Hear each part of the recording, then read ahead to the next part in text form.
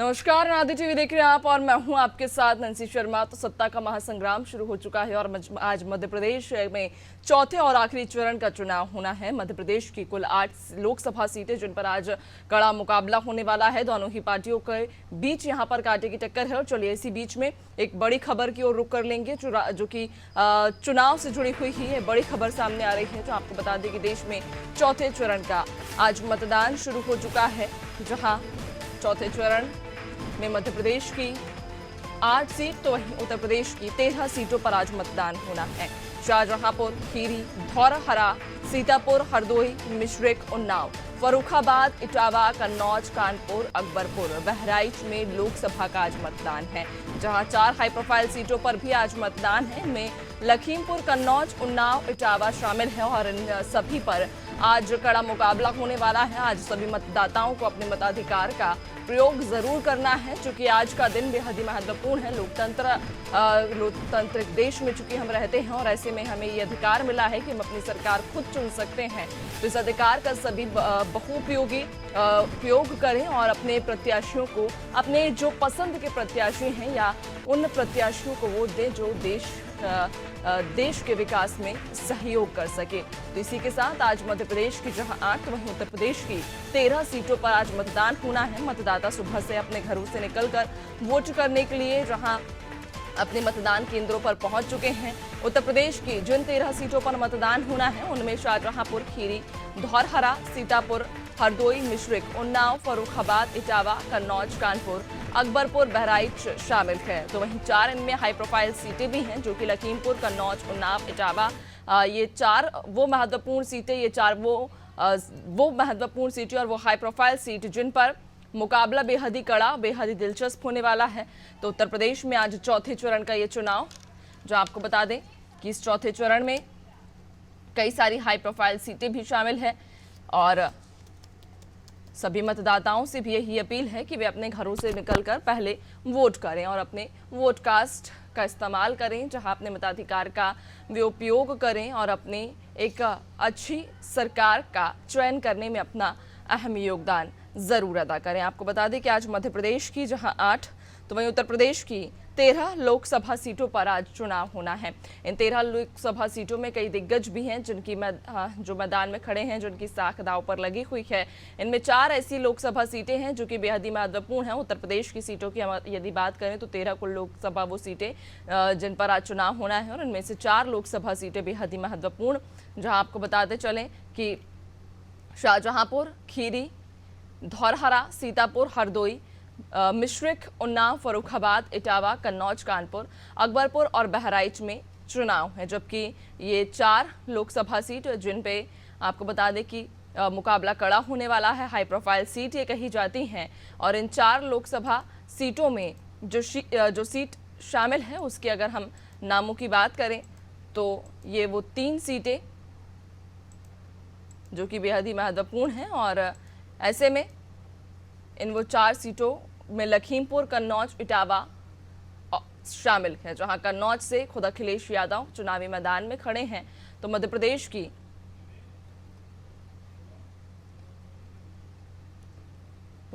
की 8 और उत्तर प्रदेश की 13 लोकसभा सीटों पर आज चुनाव होना है। और ज़्यादा जानकारी लेंगे, हमारे साथ सहयोगी लगातार जुड़ चुके हैं। ग्राउंड जीरो पर हमारे सहयोगी अनादि की टीम बनी हुई है। कन्नौज से हमारे सहयोगी शिवम सैनी, तो वहीं लखनऊ से विवेक शाही हमारे साथ में जुड़ गए हैं।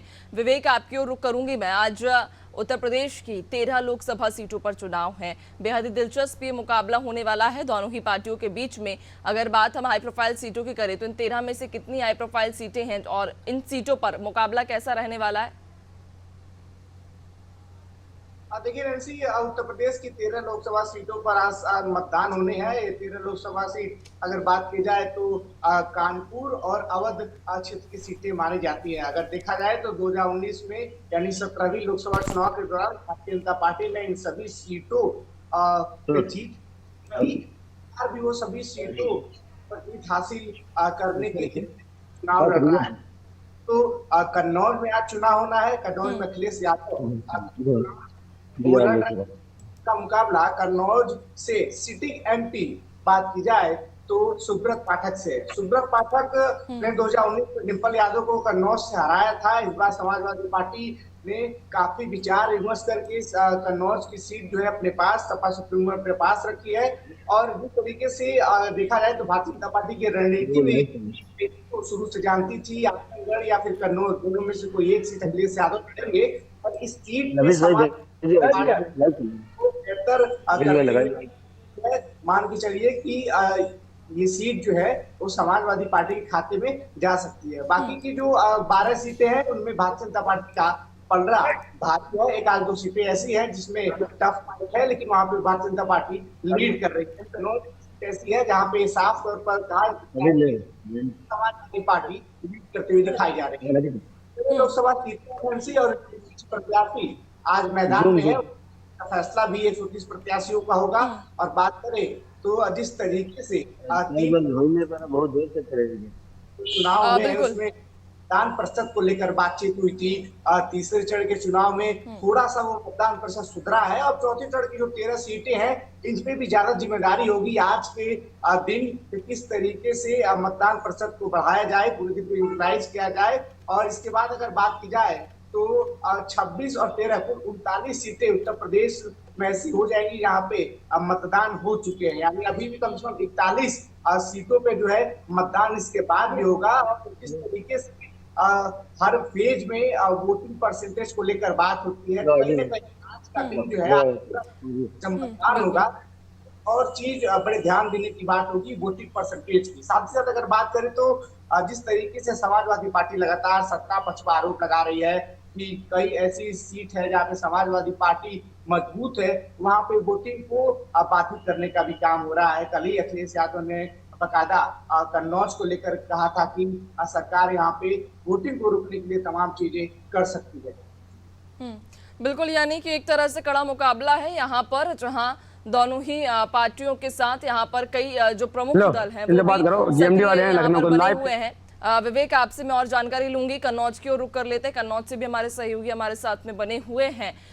तो जो इस तरह से विवेक हमें जानकारी दे रहे थे उत्तर प्रदेश से जुड़ी हुई सभी तमाम सीटों की, कैसा समीकरण किस सीट पर है और किसका पल्ला भारी है, किसका पल्ला कमजोर है। शिवम, आपसे जानना चाहेंगे कन्नौज की अगर बात करें तो बेहद ही हाई प्रोफाइल ये सीट कन्नौज, यहाँ पर कैसा मुकाबला है? देखिए, बिल्कुल मुकाबले की बात की जाए तो कन्नौज सबसे हार्ड सीट उत्तर प्रदेश में मानी जा रही है, क्योंकि यहाँ पर समाजवादी पार्टी के मुखिया अखिलेश यादव खुद चुनावी मैदान में उतरे थे। और उनके जो मौजूदा सरकार की अगर बात की जाए तो उसमें सांसद सुब्रत पाठक एक बार 19 में डिंपल यादव को हराकर विजय घोषित की थी। और उसके बाद अब वह 2024 के चुनाव में अखिलेश यादव के खिलाफ चुनाव लड़ेंगे। अब बात यह है, विपक्षी और पक्ष दोनों लगातार मजबूत है और दोनों ने अपने चुनाव प्रचार में कोई भी कसर नहीं छोड़ी है। लगातार लोगों से जनसंपर्क किया, मतदाताओं से अपील की गई थी। अब आज जो देखने वाली बात यह होगी कि जो भी प्रत्याशी कन्नौज में चुनावी मैदान में उतरे थे उनकी किस्मत जो ईवीएम में कैद हो जाएगी कि अब की जो उनकी किस्मत है वह 4 जून को खुलेगी। और 4 जून को नतीजों का परिणाम जो आएगा वह अब देखने वाली बात होगी। मगर अभी जो कन्नौज का स्थिति है वह देखिए, हमारे साथ ये वोटर्स, ये पीछे जो है ये वोटर्स लगातार वोट डालकर आ रहे हैं। और इस तरफ हम आपको भी दिखाएंगे, इधर भी लगातार जो भी वोटर्स यहाँ वोट डालने के लिए पहुंच रहे हैं वह अपना मतदान शांतिपूर्वक कर रहे हैं। सुरक्षा व्यवस्था की बात की जाए तो पुलिस की ओर से भी सुरक्षा व्यवस्था के कड़े इंतजाम कर दिए गए हैं। जिला अधिकारी और पुलिस अधीक्षक अमित कुमार आनंद दोनों लोग इस समय इसी जगह पर मौजूद हैं। अपने पीछे वो तस्वीरें हम आपको दिखाएंगे कि किस तरह से अधिकारियों के द्वारा लगातार सभी बूथों पर पहुंचकर निरीक्षण किया जा रहा है। और लोगों से, जो भी अधिकारी यहाँ पर ड्यूटी पर तैनात है, उनसे बातचीत की जा रही है कि जो भी मतदाता यहाँ पर मतदान करने आ रहे हैं उन्हें किसी तरह की समस्या ना हो, इसको लेकर। और एक विशेष जानकारी आपको बता दें तो कन्नौज में जो भी बुजुर्ग मतदाता हैं जो मतदान करना चाहते हैं उनके लिए व्हीलचेयर और ई रिक्शा का इंतजाम किया गया, जो ई रिक्शा और व्हीलचेयर के जरिए से भी मतदान कर सकते हैं। ये तस्वीरें हम हमारे पीछे की आपको दिखा रहे हैं, जहां पर अधिकारी लगातार बूथों पर पहुंचकर निरीक्षण कर रहे हैं। बिल्कुल, यानी कि तमाम सुरक्षा व्यवस्थाओं के बीच यहाँ पर मतदान संपन्न कराया जा रहा है। वाकई जो तस्वीर अब आप हमें दिखा रहे हैं, क्या उम्मीद है शिवम यहाँ पर मतदान प्रतिशत की? पिछली बार क्या प्रतिशत रहा था और इस बार क्या उम्मीद, चूंकि खुद सपा के मुखिया यहाँ से चुनाव लड़ रहे हैं? देखिए बिल्कुल आपको बता दें तो पहले हम मतदाता की जो संख्या है वो लोकसभा में 19 लाख से प्लस है, जो कि अब कन्नौज में जो मतदाता है पिछली बार जो भी रहा हो, इस बार जो प्रशासन की ओर से व्यवस्थाएं की गई हैं कि 3 चरणों में मतदान का प्रतिशत कम रहा, तो उसको लेकर चौथे चरण में मतदान का प्रतिशत बढ़ाने के लिए तरह तरह की लोगों को लिए जागरूकता कराया गया था। किस तरह से हमारे यहाँ बुजुर्ग जो वृद्धा आश्रम वगैरह बने हुए हैं जो मतदान करने के लिए केंद्रों पर नहीं पहुंच सकते हैं, उनके लिए जिलाधिकारी के द्वारा एक कार्यक्रम चलाया गया था जिसके माध्यम से उनके मतदान कराए गए थे। और अन्य जो मीडिया साथी जो फील्ड पर रहते हैं जो अपना मतदान समय से नहीं कर सकते, उनके लिए भी मतदान एक केंद्र बनाया गया था जो पहले से ही मतदान कर सकते थे। तरह ऐसे कई कार्यक्रम चलाए गए थे जिससे कि मतदान कई परसेंटेज तो हो चुका है। वहां की जो वैसे मतदाता हैं जो अपने कार्यों में व्यस्त रहते हैं, जो आज मतदान करेंगे, आज वह भी लगातार केंद्रों पर पहुंच रहे हैं और मतदान कर रहे हैं। अब कन्नौज जो है, कन्नौज में 8 बजे कन्नौज सांसद सुब्रत पाठक अपने मतदान केंद्र पर पहुंचेंगे, वह भी मतदान करेंगे। हम वो भी तस्वीरें अपने दर्शकों को दिखाएंगे कि जब कन्नौज सांसद सुब्रत पाठक खुद अपने बूथ पर पहुंचेंगे और मतदान करेंगे। बिल्कुल, यानी कि यहाँ पर मतदाताओं की अगर बात करें तो मतदाता भी बढ़ चढ़कर सुबह से ही मतदान करने के लिए पहुंच गए हैं। जिस तरह से भीड़ आपके पीछे हम देख पा रहे हैं, ये साफ कहा जा सकता है कि मतदाता बेहद जागरूक हैं और अपने मताधिकार का प्रयोग करने के लिए यहाँ पर मतदान केंद्र पहुंचेंगे और मताधिकार का प्रयोग भी करेंगे। बने रहेगा और भी अपडेट्स लेंगे। लखनऊ की ओर रुक कर लेते हैं, विवेक हमारे साथ लगातार बने हुए हैं। विवेक, इस बार क्या लगता है किन मुद्दों को लेकर चुनाव लड़ा जा रहा है? खासतौर पर चूंकि पार्टियां तो तमाम दावे करती हैं और दोनों ही पार्टियां हमने देखा कि एक दूसरे के ऊपर आरोप प्रत्यारोप की झड़ी भी पूरे चुनावी प्रचार प्रसार के दौरान लगाई। कई मुद्दों को भुनाने की कोशिश की गई, लेकिन धरातल पर जो मुद्दे दिखाई पड़ते हैं, जनता जिन मुद्दों को चाहती है, वो कौन से ऐसे मुद्दे हैं जिनको ध्यान में रखते हुए जनता इस बार अपने मताधिकार का प्रयोग करेगी, वोट करेगी?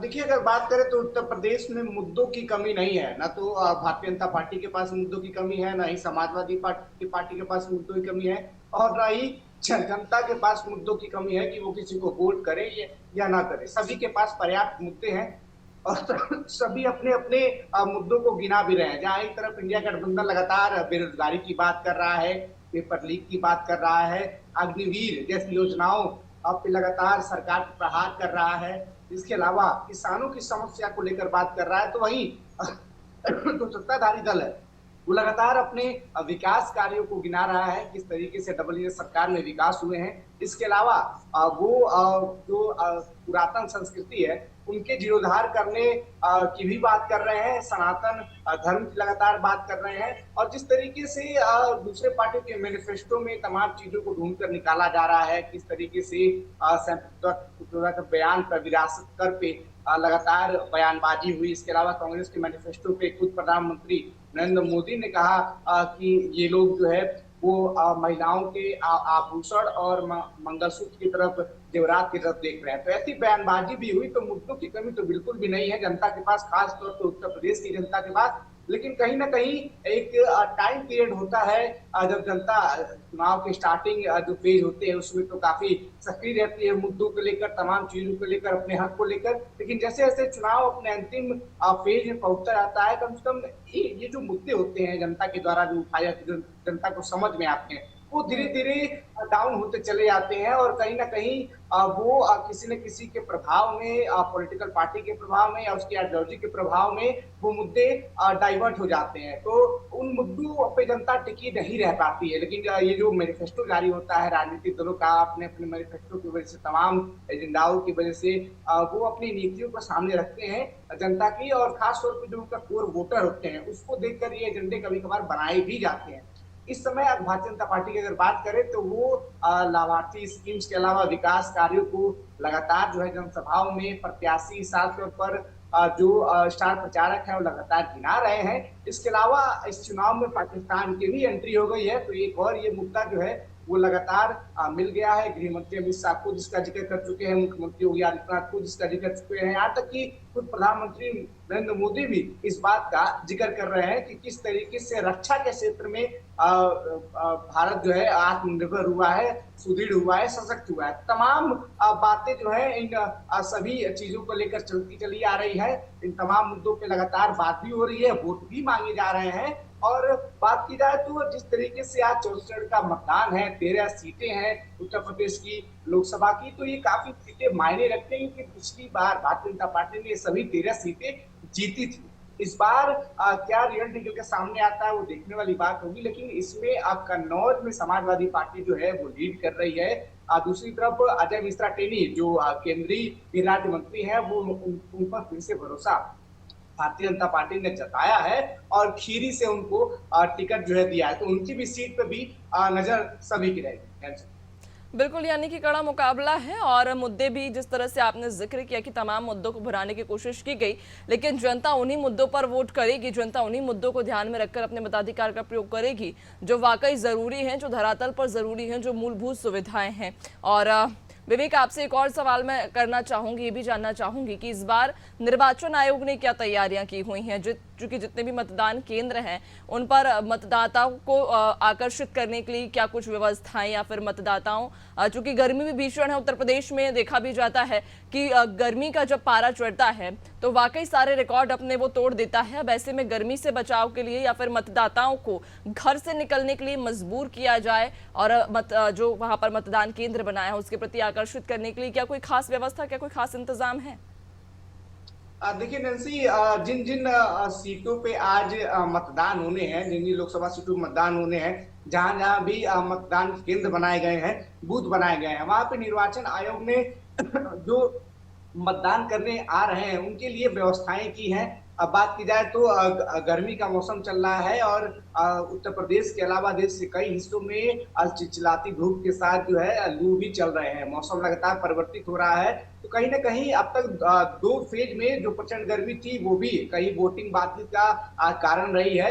और जिस तरीके से मौसम परिवर्तित हो रहा है, अगर मौसम बेहतर रहता है तो लोग अपने घरों से जल्दी निकलना पसंद करते हैं। वैसे भी गर्मी के समय में लोग सुबह निकलना पसंद करते हैं, दोपहर को अवॉइड करते हैं। तो कहीं ना कहीं अब आज के दिन छुट्टी जो है वो डिक्लेयर की गई है ताकि लोग सारे काम को छोड़ के मतदान करें। इसके अलावा निर्वाचन आयोग ने भी तमाम तैयारी की गई है।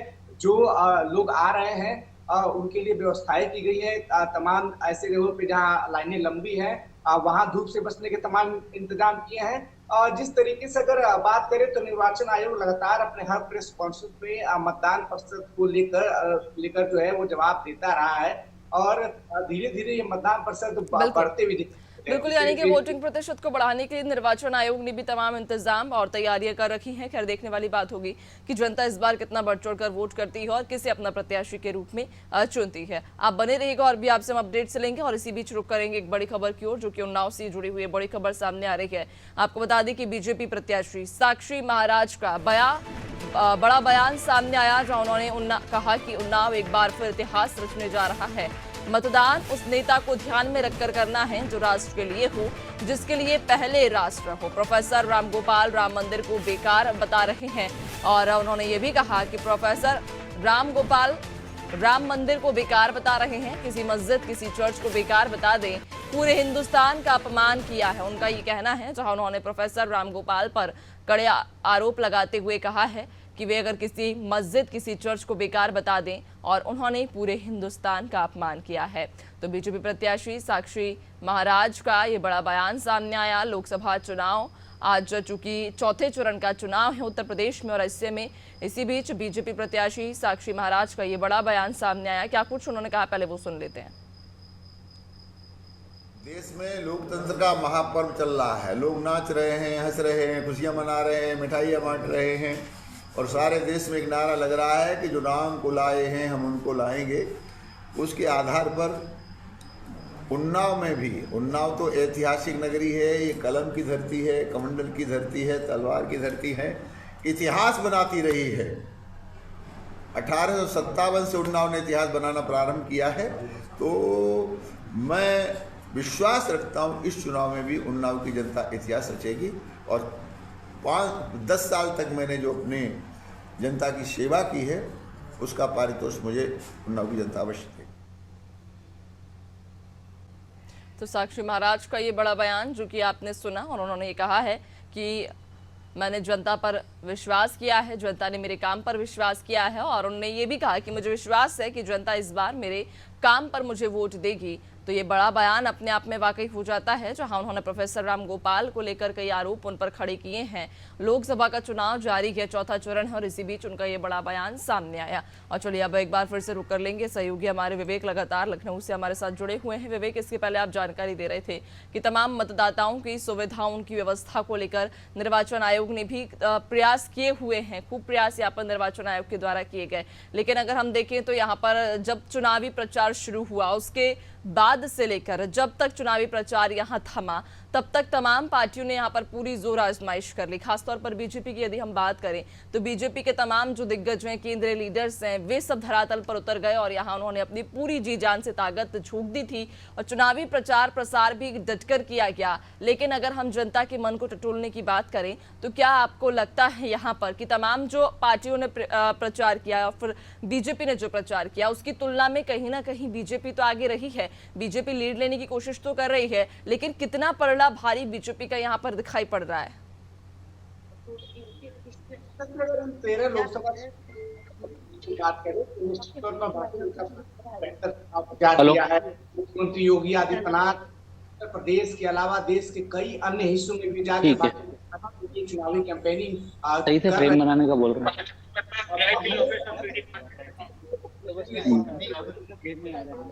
आप मिली है कई सीटों। विवेक, आपकी आवाज हम तक पहुंच नहीं पा रही है, शायद तकनीकी कुछ समस्या है। बहुत शुक्रिया आपका जानकारी साझा करने के लिए विवेक। तो आपको बता दें कि लोकसभा चुनाव के आज चौथे चरण का मतदान आज से शुरू हो चुका है। सुबह 7 बजे से वोटिंग शुरू हो गई है, जहां आपको बता दें कि मध्य प्रदेश की ये 8 लोकसभा सीट, तो वहीं उत्तर प्रदेश की 13 लोकसभा सीटों पर चुनाव जारी है। और ऐसे में मतदाता भी जागरूक नजर आ रहे हैं, चूंकि सुबह से ही मतदाता अपने मतदान केंद्र पर पहुंच चुके हैं और मताधिकार का प्रयोग कर रहे हैं। और चलिए मध्य प्रदेश का भी एक बार हम हाल जानने की कोशिश करेंगे, जो सहयोगी हमारे उज्जैन से जुड़ चुके हैं। आपसे जानना चाहेंगे, उज्जैन में चूंकि बेहद ही हाई प्रोफाइल सीट उज्जैन अब जाकर हो गई है, चूंकि मध्य प्रदेश के जो मुखिया हैं डॉक्टर मोहन यादव, उनका गृह क्षेत्र उज्जैन है। अब ऐसे में उज्जैन में मतदाताओं में कितना उत्साह नजर आ रहा है? जी बिल्कुल, महाकाल की नगरी है उज्जैन और यहाँ पर मध्य प्रदेश के मुख्यमंत्री डॉक्टर मोहन यादव का गृह नगर भी है और स्वयं भी मतदान करने के लिए मुख्यमंत्री डॉक्टर मोहन यादव यहाँ पहुँच गए हैं। उनका कारकेट टर्न ले रहा है और यह फ्रीगंज क्षेत्र का बूथ क्रमांक 60 है और यहाँ पर मध्य प्रदेश के मुख्यमंत्री डॉक्टर मोहन यादव तो अपना मतदान करने के लिए आ ही रहे हैं, लेकिन सुबह 7 बजे से ही यहाँ पर बुजुर्ग मतदान जो है करने के लिए पहुंचे और सुबह से ही यहाँ पर जो है जिला प्रशासन ने मोर्चा संभाल रखा है। ठीक है, बहुत शुक्रिया आपका जानकारी साझा करने के लिए। तो आपको बता दें कि मध्य प्रदेश की 8 लोकसभा सीट और उत्तर प्रदेश की 13 लोकसभा सीट, जिन पर आज चौथे चरण का चुनाव जारी है। और अनादि टीवी आप सभी से एक बार फिर यही अपील करता है कि अभी तक अगर आपने मताधिकार का प्रयोग नहीं किया है तो मौसम अच्छा है, सुबह का वक्त है, अपने घरों से बाहर निकलें और अपने मताधिकार का प्रयोग जरूर करें। और लगातार अनादि टीवी की ये विशेष प्रस्तुति इलेक्शन का हर एक अपडेट आप तक हम पहुंचाते रहेंगे, लेकिन फिलहाल रुकेंगे एक छोटे से ब्रेक के लिए।